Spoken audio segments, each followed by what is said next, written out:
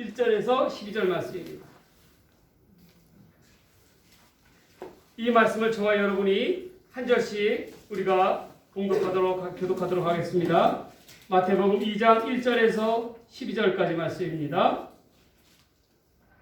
이는 하나님께서 우리에게 주신 하나님의 말씀입니다.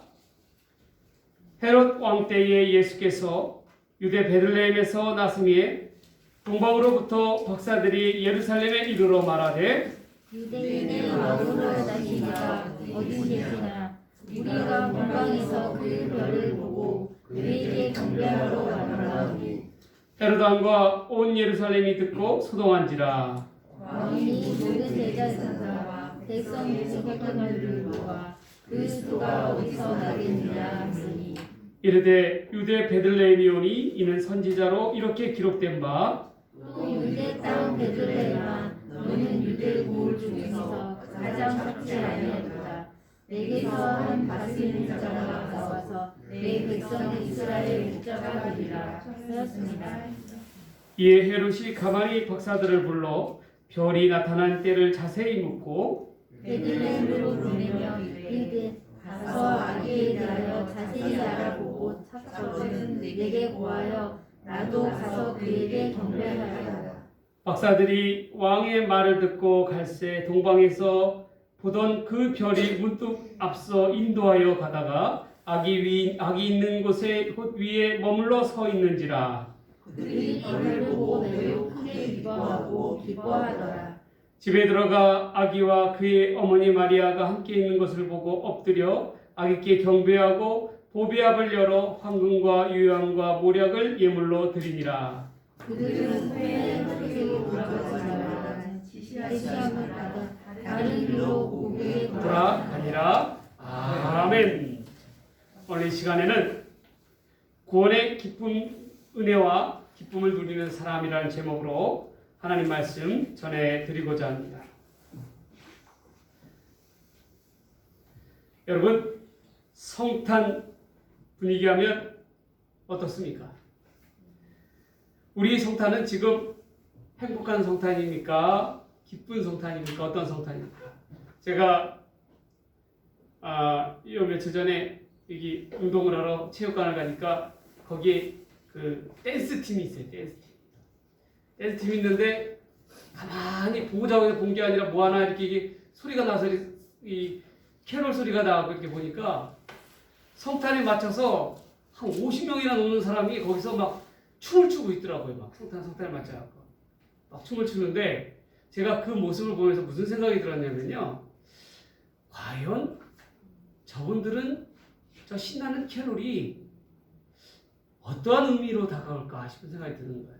과연 자기네들만의 정말 진정한 성탄의 의미를 바로 잘 알고는 있을까? 몇이나 알고 있을까? 싶은 막 그런 생각이 들었어요. 여러분, 성탄의 주인공은 누구입니까? 성탄의 주인공은 바로 아기 예수님이셔요. 우리가 그것을 놓쳐서는 안 된다는 거예요. 성탄은 우리가 먹고 즐기고 놀고 기쁨 가운데 젖어있는 그것으로 끝나면 안 된다는 거예요.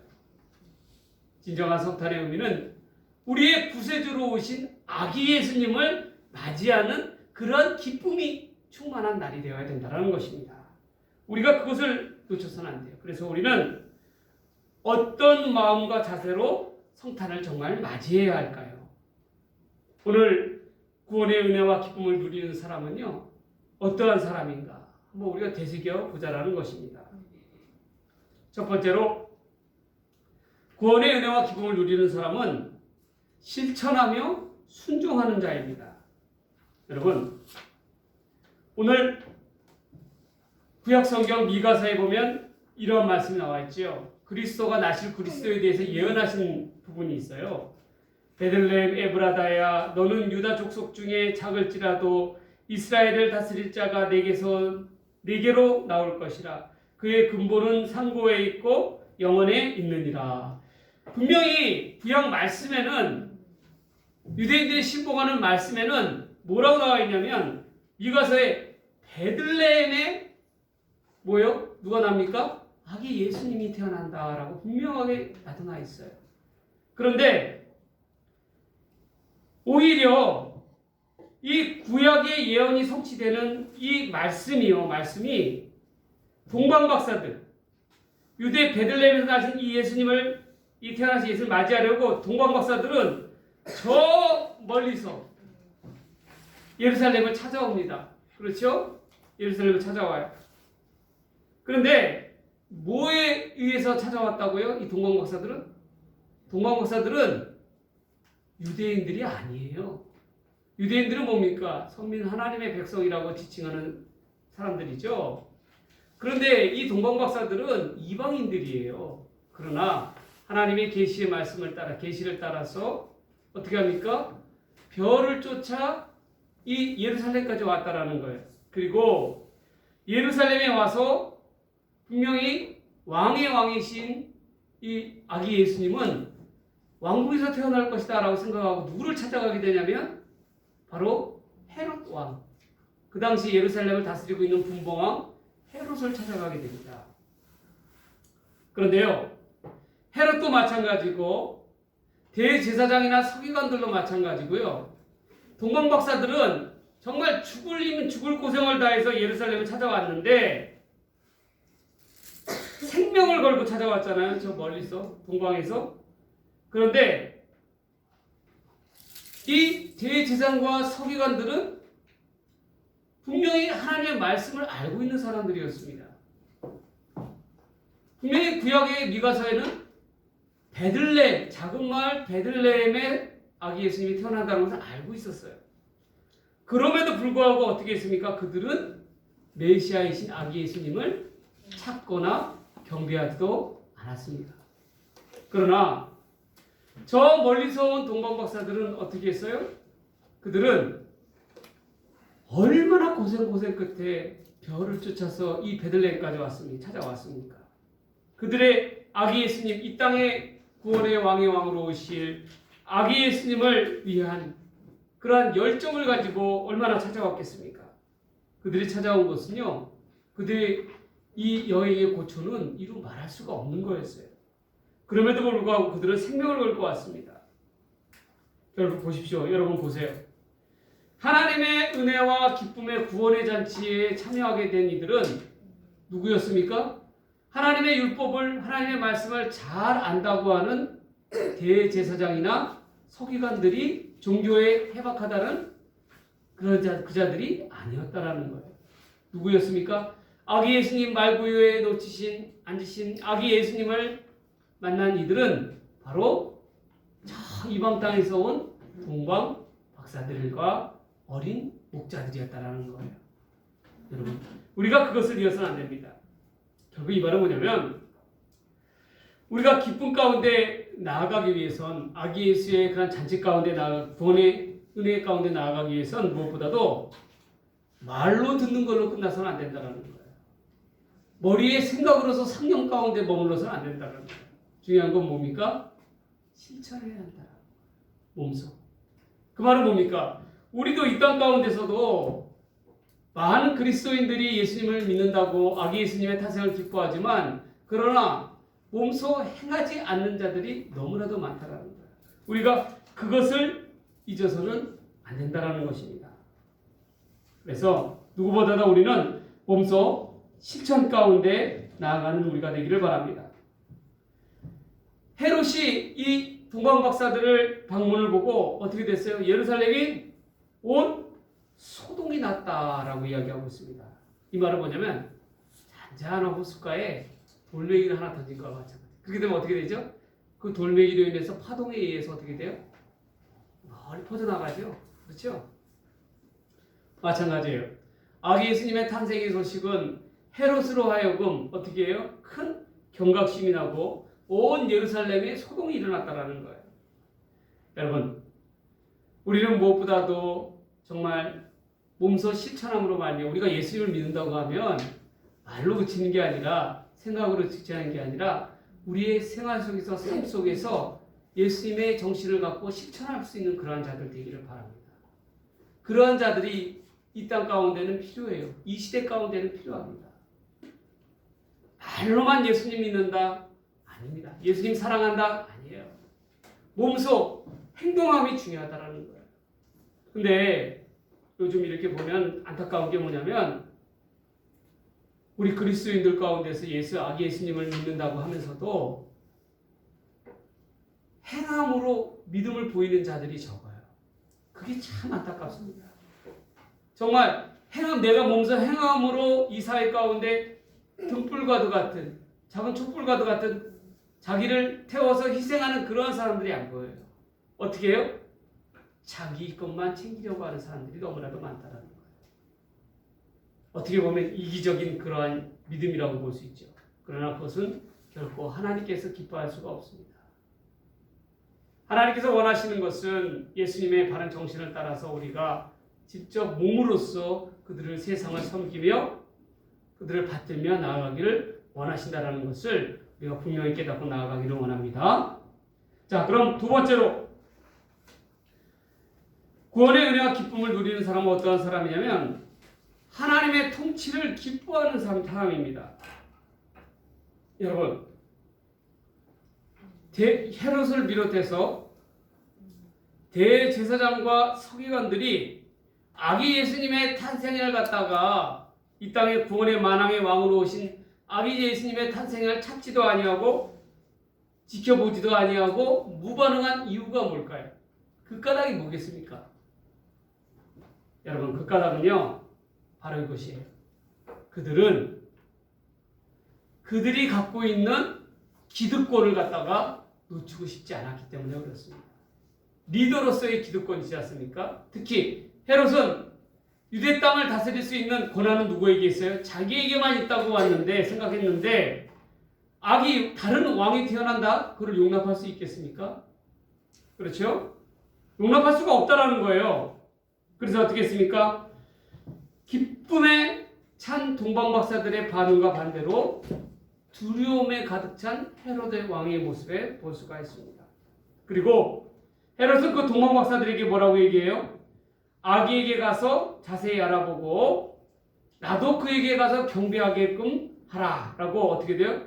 교묘한 거짓말을 하고 있죠. 왜 이게 거짓말입니까? 나중에 하나님께서 이 동방박사들에게 어떻게 하냐면 아기 예수님을 경배하고 나서 헤롯에게로 가지 말고 각기 고향 땅으로 돌아가라고 그렇게 명령하셨죠. 그래서 어떻게 됐어요? 그들은 헤롯과의 약속대로 하지 아니하고 각기 돌아가 버렸습니다. 그러니까 어떻게 했어요? 헤롯이 16절에 보면 어떤 말씀이 나냐면 그들이 다른 왕이 태어났다고 하니까 큰 극심한 불안과 공포에 사로잡혀서 어떻게 했냐면 16절에 보면요. 어떻게 2살 아래 그 아래로 태어난 아이들을 어떻게 돼요? 사내 아이들을 다 죽였다라고 이야기하고 있어요. 여러분, 기쁨의 이 땅에 우리 가운데 구원을 주시기 위해서 오신 만왕의 왕의 그 기쁨의 잔치가 날이 어떤 날이 됐어요? 곡소리 나는 날이 됐다라는 거. 한번 생각해 보세요. 특히 아기들이 어떻게 해요? 죽임을 당하는 날이 되었다라는 거예요. 여러분, 피로 물든 그러한 성탄이 되어버렸다라는 거예요. 왜 이들은 그렇게 할 수밖에 없었을까요? 그것은 다른 것이 아니에요. 그들 가운데는 자기만의 그러한 기득권이 그것이 너무나도 중요하다는 거예요. 유대인들도 마찬가지입니다. 유대인들이 선민의식을 갖고 있는 유대인들은 그들은 하나님을 온전히 섬긴다고 생각을 했어요. 그러나 하나님이 원하시는 방법대로 섬기지는 않았습니다. 여러분, 예수를 믿는다는 것은 결국 자기 자신과의 싸움입니다. 나의 삶의 주인을 예수님으로 모시느냐 아니면 나 스스로로 생각하느냐 나에 따라서 그 행동과 삶의 모습들이 달라진다는 거예요. 유대인들은 하나님의 말씀을 알았지만 하나님의 말씀을 온전히 따르지 않았습니다. 그러나 이방인들은 어떻게 했어요? 동방박사를 비롯한 이방인들은 말씀에 대한 지식은 부족하였어요. 그러나 그들은 그리스도를 알고 온전히 경배하는 자들이 되었습니다. 그러한 까닭에 앞서 얘기했던 여러분 그 이야기가 나오는 거예요. 어떤 이야기입니까? 제가 한번 찾아볼게요. 앞서 어떤 이야기가 나옵니까? 먼저 된 자로서 나중되고 나중된 자로서 먼저 될 죄가 많다. 이 말은 뭐예요? 예수님께서 천국에 대한 그런 말씀을 얘기하시면서 먼저 된 자는 누굽니까? 헤롯을 비롯한 종교에 해박한 대제사장과 서기관들이죠. 여기서 나중된 자는 누굴까요? 바로 이 동방박사들을 비롯한 이방인들이에요. 그런데 하나님의 나라 천국에 입성하는 것은 누가 먼저라고요? 나중되었다라고 생각하는 자들. 동방박사나 그러한 하나님의 복음과는 동떨어져 있다라고 생각하는 그러한 이방인들이 오히려 천국에 어떻게 돼요? 주인공이 되었다라는 거예요. 이 놀라운 일들이 벌어졌다라는 거예요. 그만큼 여러분 중요한 것은 하나님의 은혜를 누리는 사람은 하나님의 통치를 기쁨으로 받아들이는 사람입니다. 결국 그 말은 뭐예요?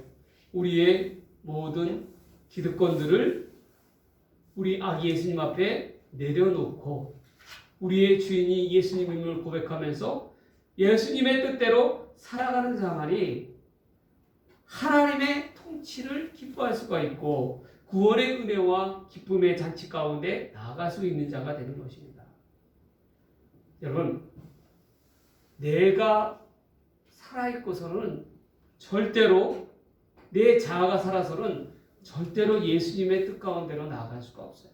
한번 보세요. 잘 보세요. 목사님 저도 마찬가지예요. 저도 나를 주장하기 시작하잖아요. 그럼 어떻게 돼요? 타락하기 시작하는 거예요. 목사들이 왜 타락합니까? 예수님보다도 어떻게 돼요? 세상을 쫓아가기 시작하면은 타락하기 시작하는 거예요. 그렇잖아요. 돈 좋아하고 여자 좋아하고 그럼 타락하는 거예요. 세상과 다른 바가 뭐가 있어요? 마찬가지입니다. 그러한 까닭에 예수께서 뭐라고 해서 우리를 어떻게 돼요? 그리스도 안에서 복종케 해야 한다라고 이야기하고 있어요. 사도바울은. 그렇죠? 그러한 까닭에 우리는 무엇보다도 이 하나님의 통치, 아기 예수님의 탄생을 기뻐하는 자가 되기 위해서는 무엇보다도 우리 스스로를 주님의 발 앞에 내려놓고 온전히 예수님만 높일 수 있는 그러한 자들이 되어야 합니다. 그럴 때만이 진정 우리는 나중된 자로서 먼저 된 자가 될 것입니다. 우리가 그것을 절대로 놓쳐서는 안 될 것입니다. 마지막 세 번째로 우리가요 잊지 말아야 될 것은 구원의 은혜와 기쁨에 누리는 자는 어떠한 자냐면 주님께 경배하는 자입니다. 주님께 경배하는 자. 예. 여러분, 놀라운 구원의 선물과 감격을 받게 되었어요. 그렇게 우리는 가장 귀한 것으로 예수님 앞에 경배하여야 합니다. 그런데 이 동방박사들은 저 멀리서 무엇을 가지고 왔냐면 황금과 유향과 모략을 가지고 왔어요. 황금은 어떤 의미로 바쳤죠? 황금은 변하지 않는 우리의 왕, 변하지 않는 걸 상징하고 있어요. 그래서 예수님은 이 땅의 영원한 왕 중에 왕이시라는 것을 나타내는 것이 바로 이 황금입니다. 이 유향이라는 것은 뭐냐면 제사 때 하나님께 예배하며 올릴 때 태우는 그러한 기름이에요. 그렇기 때문에 이것은 예수님의 신성을 상징하는 그러한 것입니다. 그리고 모략이라는 것은 뭐냐면요. 이것도 향수의 계통인데 어떠한 것이냐면 사람이 중동에서 죽었을 때에 어떻게 돼요? 사람이 유대에서는요, 유대 지역에서는 사람이 죽으면 4월 동안 그 영혼이 그 시신에서 어떻게 돼요? 떠나지 않는다라고 생각해요. 그런데 요즘 같은 경우에는 냉동시설이 있었겠지만 어떻게 됐었어요? 유대 사회 가운데는 냉동시설이 있겠어요? 없었죠? 그러니까 시신이 부패하면 당연히 냄새가 심하게 나겠죠? 그것을 방지하기 위해서 한 대비책이 바로 이 모략이에요. 모략은 곧 고난과 죽음을 상징하는 것이죠. 그렇죠? 그래서 그러한 향수를 통해서 그러한 썩는 냄새를 갖다가 악취를 막는 거예요.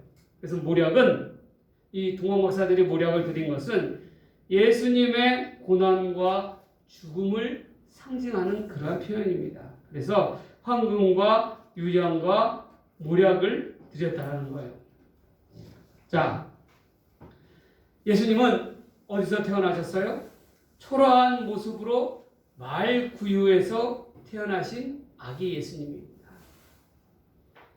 이 아기 예수님을 여러분들 세상 사람들의 생각으로는 어떻게 됐어요?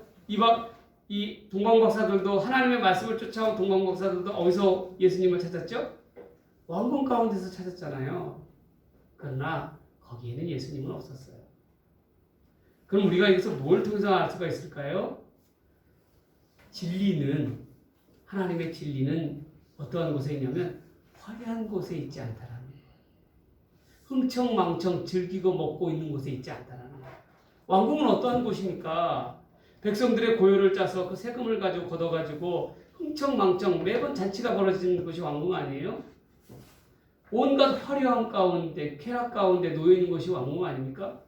그러한 곳에는 진리가 있지 않다는 거예요. 하나님께서 거하시는 곳이 아니시라는 거예요. 그럼 뭐예요?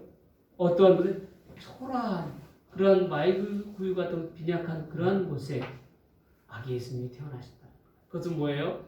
진리는 아주 말구유는 어떠한 곳이에요?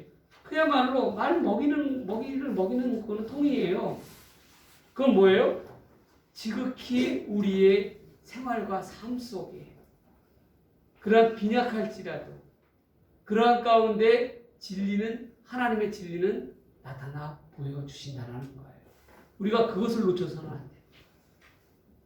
그래서 여러분, 하나님의 진리는, 하나님의 구원의 선물은요, 절대로 화려한 것 가운데 있지 않습니다. 쾌락과 흥청망청한 가운데, 번잡한 가운데 있지 않아요. 하나님의 진리는 아기 예수님이 태어나신 것과 마찬가지 말구에 태어나신 것처럼 소박하고 그러한 곳에 침묵 가운데 나아가는 곳에 정중동의 그러한 가운데 하나님의 진리가 있다는 것을 우리가 바로 깨달아야 한다는 것입니다. 여러분, 별을 보고 매우 크게 기뻐한 동방 박사들에 반해서 어떻게 하고 있어요? 그들은 큰 행복 가운데 나아가고 있죠. 저 먼 이방 땅에서부터 별을 쫓아 그 몇 날 며칠을 고생하면서 왔음에도 불구하고 그들은 아기 예수님을 뱀으로 인해서 크게 기뻐하고 행복해하였습니다. 그러나 어떻게 했어요? 이 미혹 가운데 나아가고 있는 사람들이 있다라는 거예요. 누구죠? 헤롯과 유대인들 대제사장들이죠. 그리고 서기관들이죠. 바리새인들이죠. 그들은 어떠했습니까? 아기 예수님께 경배하기는커녕 훗날 어떻게 되죠? 아기 예수님을 못 박아 죽이는 대적자들이 됩니다. 세상 권력, 로마의 권력과 손잡고 그리스도를 죽이는 데 앞장서는 자들이 되죠. 그들의 삶은 결국 미로 속에서 헤어나지를 못하는 삶이 됩니다. 그러나 이 동방박사들은 어땠습니까? 하나님의 아기 예수님의 진리를 찾고 경배하는 자 가운데 더 큰 기쁨 가운데 나아갔다라는 거예요. 오늘 성경의 말씀에 보면 더 큰 기쁨 가운데 나아갔다라는 것입니다. 우리는 무엇보다도 아기 예수님을 어떻게 경배해야 되겠습니까? 어떻게 경배해야 되겠어요? 귀한 예물을 통하여 동방박사들은 아기 예수님을 경배했죠. 그렇죠? 그럼 우리에게 있어서 귀한 예물은 뭘까요? 당장 가서 금덩어리를 사가지고 아기 예수님의 탄생을 기뻐해야 되겠습니까? 저 종로 5가 가갖고 저 귀금속 단지에 가가지고 금덩어리부터 사야 되겠습니까? 아니에요. 그러면 유향이나 기름진 기가 막힌 그 향수, 예? 뭐 그런 거부터 면세점에 가가지고 빨리 살까요? 유향이나 모략 같은 거 살까요? 아니에요. 우리가 아기 예수님을 만나면 나중에 다 아기 예수님을 만날 터인데 그러면 무엇을 가지고 우리 아기 예수님께 우리의 예물을 보일 수 있을까요? 여러분들의 삶입니다. 여러분들의 믿음입니다. 그래서 성경에 이렇게 금보다 귀한 믿음이라고 얘기하고 있잖아요. 금보다 귀한 뭐요? 믿음은. 그래서 믿음이라고 얘기하고 있잖아요. 우리도 장차 만날 예수님을 우리의 믿음과 삶을 통한 예물을 온전히 드려야 한다는 거예요. 거기에는 반드시 희생이라는 것이 배경이 깔려져 있어요. 그렇지 않고서는 진정으로 아기 예수님을 기뻐하는 사람이라고 이야기할 수가 없습니다. 여러분, 다시금 한번 우리가 돌이켜보기를 원합니다. 구원이라는 것은요, 우리의 셀베이션, 구원이라는 것은 뭐예요? 온전히 하나님의 은혜로만이 얻을 수밖에 없는 거예요. 다른 것으로 구원을 얻을 수가 없어요. 여러분들은 이 성탄절날 아기 예수님을 통한 하나님 나라에 대한 구원에 대한 기대감을 갖고 있습니까? 그러한 동방박사들과 같은 진정한 기쁨의 은혜가 있습니까? 여러분, 회칠한 무덤과도 같은 대제사장님과 서기관들과도 같이 헤롯과도 같이 회칠한 무덤과도 같은 자가 되어서는 안 된다는 거예요. 진정 자기 자신만을 위한 삶이 아니라 이번 성탄은 어떤 성탄이 되어야 됩니까? 이번 성탄은 진정 이 시대에 어렵고 힘든 자들과 함께 할 수 있는 그러한 성탄이 되어야 한다는 것입니다. 나를 위한 성탄이 아니라 너희들을 위한 성탄이 되어야 된다는 거예요. 여러분, 우리의 열심이 변질되어서는 안 됩니다. 예수가 온 세상의 왕으로 오심을 알아본 동방박사들처럼 여러분들의 삶이 구원의 기쁨으로 가득 찬 그러한 성탄이 되기를 바랍니다. 여러분, 그러기 위해서는 여러분들의 삶이요, 반드시 희생이라는 걸음을 통해서 거듭나야 됩니다. 동방박사들이 아기 예수님을 쫓아 큰 먼 곳에서 별을 쫓아서 왔을 때 얼마나 큰 고난과 고초와 희생 가운데 찾아왔겠습니까? 여러분, 그 사막 가운데서 여러분 낮에는 그 태양볕 가운데, 밤에는 그 추위 가운데 여러분 잠이나 제대로 잤고 씻기나 제대로 씻었겠어요? 그래서 몇 날 며칠을 갔다가 동방에서부터 이 베들레헴까지 찾아온 거예요. 왜? 무엇을 위해서? 구원의 더 큰 기쁨을 위해서 찾아왔다라는 거예요.